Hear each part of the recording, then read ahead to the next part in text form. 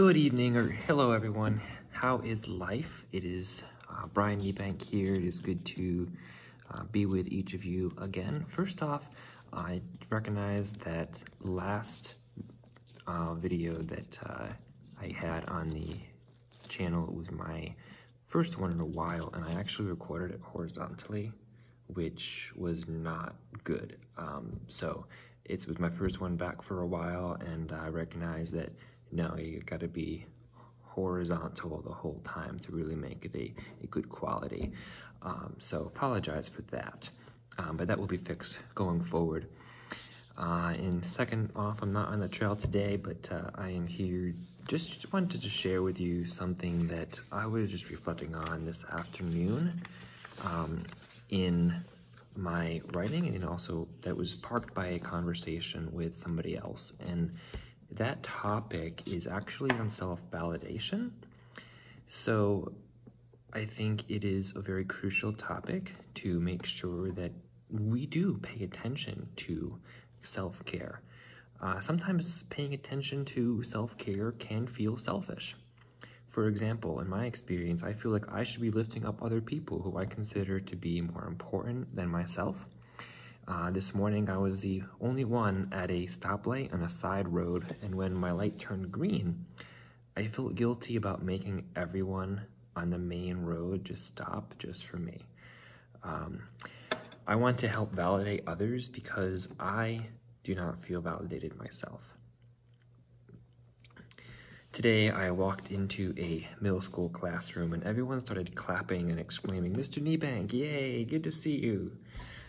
And I sheepishly waved as I was thinking, what have I really done to make all of you so excited to see me? What have I done? Why are you so excited to see me? If I were to allow myself a moment of good feeling about it, my negative voice would tell me that I am just being a narcissist. It's not all about you, that's what my voice would be telling me. But I realize that I do not suck up to myself. I do not try to tell myself, oh, you're so good, you're like the best out there. That's not who I am. I'm trying to validate myself, so I'm struggling with self-validating myself.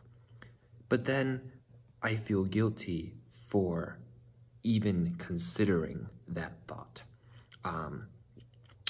So I have always been about being there for others in whatever way that I can. I want to serve others, not really myself. I want to be there for others to help make the world a better place. I am all about making my corner of the world a little bit brighter.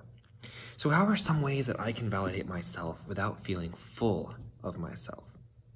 It's a very important balance to reach. I can be self-affirming and also not to put too much weight on what other people say. I can care about what they say without letting it define me. People have implied that I am not good enough when I do not give enough time to engaging with church members, for example, or with my own family. But the truth is, though, I can always be better than my present state, but I will never reach perfection. That does not mean that I should not try, but I also should not be hard on myself for not yet achieving the ground that I have yet to achieve. If I am responsible, I will strive to make gains. And if there is a gain in my own effort of self-validation, it is that I recognize that people in my life may not be implying that I am not good for anything.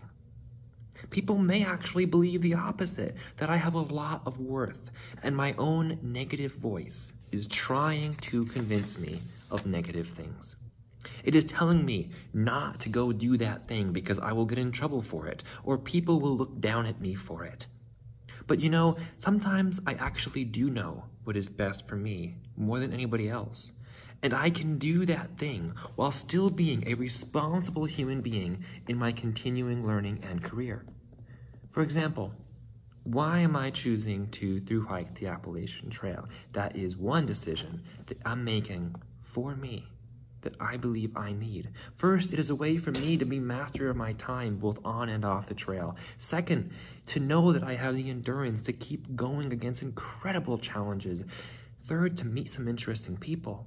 Fourth, it is a way that I can teach myself to look for joy in life and push away the things that do not bring me joy. And fifth, nature is the most peaceful place that I know. At this phase of my life, I think this is the best thing for me. It will teach me that my life does not have to be an endless measuring up to other people's versions of success. I do not have to spend my whole life worrying about what pleases someone else. I can listen to what calls out to me. I can listen to what builds me and fulfills me. And stating this makes me realize something else too. People need to affirm each other more often. If I am thinking about how everyone is judging me for not being good enough, primarily because of the select authority figures who have literally expressed this, then I bet that there are some out there who are thinking that I am slightly judging them. Assumptions happen because of a variety of personal prior circumstances that build those assumptions. So when you affirm someone in your heart, when you believe in somebody, when you think somebody did is really great, do it in words too. Affirm someone not only in your heart, but also in words. I ask myself how I can make the world a little bit brighter because I have lived, because of my life. And this is certainly a big one right here. Mental health is getting out of control around the world. So don't break your neighbor's heart unless they actually deserve it. Affirm their worth and dignity. So to leave you with my main point, to want to convince myself that I do not need to listen to the voice that tells me that I'm not good enough. I do not need to listen to that voice that tells me that I am not good enough. I want you to be able to do that too. I used to hear that encouraging eternal voice a lot more. I used to be the one that everyone saw as somehow always optimistic and positive. But I am not hearing that voice now. It used to tell me that I can be anything I want to be if I can just put my mind to it. It was very, very self-affirming.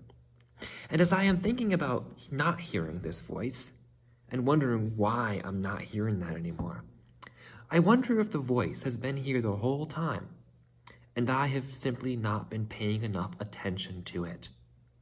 The negative voice likes it when I pay more attention to that one. I need to tell the voice, the negative voice, that it has no power over me. It will not bring me down today. When I invite the positive back in, the negative starts screaming, no, no, no, no, no, no, don't let that imposter back in. And the positive gets scared and shrinks away. That negative voice is really a bully. It is selfish because it wants to be the only voice at the table in your mind. But while at the end of this session, this time, I recognize that the negative voice is still there, I think that giving voice to the positive is definitely a start.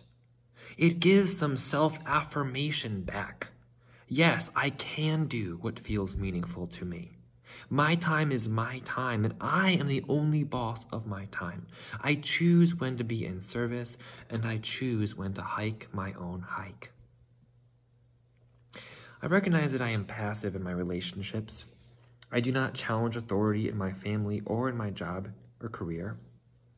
When I was on hall duty and the principal told me to change desks one time, my initial response was, oh yes, of course, whatever you say, rather than even wondering about the reason for it until a minute later. And the reason was definitely appropriate and made sense, but my first response was, oh yeah, whatever you say is the way that it should be. Now, I wonder why that's so. Because why is that my first response? I think it is because when I have tried to be assertive before, I have been challenged by authority figures in my life. Perhaps you have too. I cannot control how others respond. I cannot control how others might challenge my assertiveness, for example. But I can control whether I will be more passive again and simply withdraw or say, yes, yes, whatever you say, or stand my ground where appropriate. Assertive is being able to stand for myself without saying my way or the highway. It is finding the middle ground. When I have received resistance to assertiveness, I usually just withdraw because I am afraid of a bigger response. But that is fear, and I cannot let fear control my responses either. So, I do not have a good answer regarding how to change my natural psychological response when I encounter resistance. In the fight or flight response, I am definitely a flight. Can I change it? Can I? I've spent many a moment very unhopeful about that. But perhaps with a lot of effort and practice, and maybe after reading some good books or having counseling about it, I can change that. But what I know that I have the power to do right now is this. Give the positive voice a voice.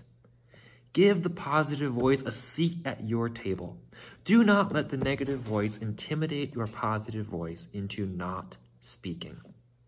If we want to improve this mental health epidemic, we need to teach ourselves that we have ultimate power over that negative voice. It does not bind us. It will not hold us back. Let your confidence grow. Affirm and validate yourself and give back by affirming and validating those around you. I feel so much better than I did at the start of this day because of this reflection, and I hope that you feel better if you have watched to the end of this video to feel that validation, or at least feel like you have the tools to begin to revalidate yourself, especially if you have been one who does not feel validation and who does not feel like you are worth other people's time or effort, for example. Affirm and validate yourself and give back by affirming and validating those around you. We do have some control over this situation. Give the positive voice a voice. Thank you so much for watching, and I do hope that this has helped you as it has helped me. That's why I wanted to share it with you. If you have watched to the end, please comment validation, because that is the whole purpose of this video today. God bless you all. See you all in the next one, and have a terrific day.